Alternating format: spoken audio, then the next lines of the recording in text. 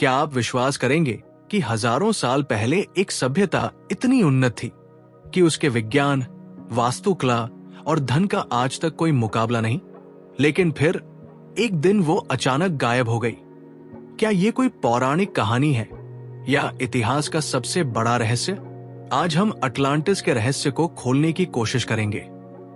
एक खोया हुआ शहर जिसकी तलाश आज भी जारी है। क्या आप तैयार हैं एक ऐसी यात्रा के लिए जो वास्तविकता और कल्पना के बीच की सीमाओं को मिटा देगी? आइए इस अद्भुत खोज की शुरुआत करते हैं। अटलांटिस की कहानी सबसे पहले प्लेटो की दो रचनाओं टिमियस और क्रिटियास में मिलती है।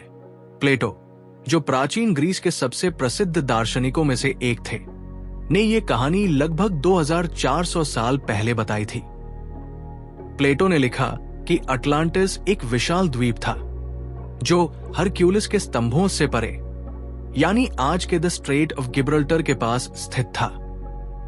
प्लेटो के अनुसार अटलांटिस एक ऐसी सभ्यता थी जो विज्ञान, कला और वास्तुकला में अद्वितीय थी, लेकिन उनके घमंड और लालच ने उन्हें बर्बादी की ओर धकेल दिया।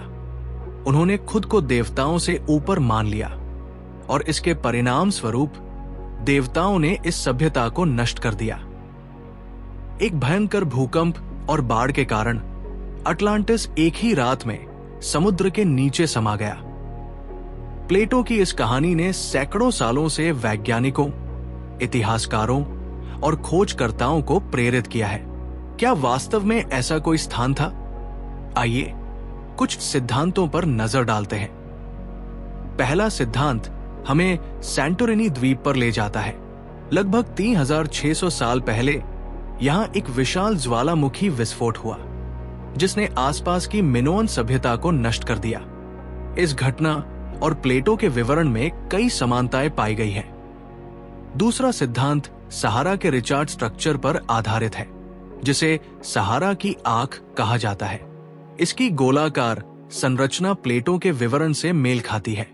यह स्थान आज मॉरिटानिया में स्थित है और कई शोधकर्ताओं का मानना है कि यह अटलांटिस हो सकता है।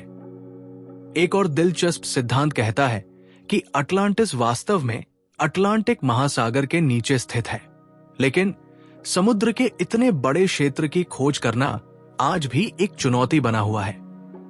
लेकिन क्या हो अगर यह कहानी केवल प्लेटो की कल्पना हो? कई विशेषज्ञ मानते हैं कि प्लेटो ने इसे सिर्फ एक नैतिक कहानी के रूप में लिखा था। इस तरह की कहानियां हमें लगभग हर संस्कृति में मिलती हैं, जैसे बाइबल की महान बाढ़ या महाभारत में वर्णित द्वारका का डूबना। शायद अटलांटिस भी एक ऐसी ही कहानी है।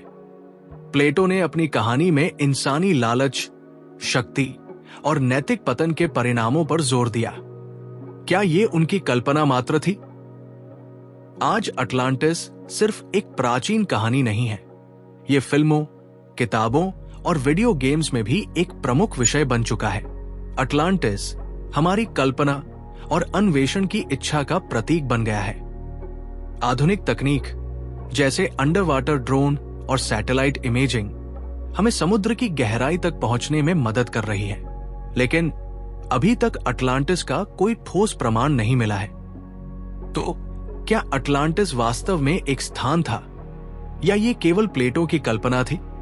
ये रहस्य आज भी अनसुलझा है, लेकिन ये कहानी हमें सिखाती है कि चाहे सच्चाई हो या कल्पना, मानवता हमेशा अज्ञात की खोज में लगी रहती है। आपका क्या मानना है? क्या अटलांटिस वाकई अस्तित्व में था या ये सिर्फ एक दार्शनिक कहानी है?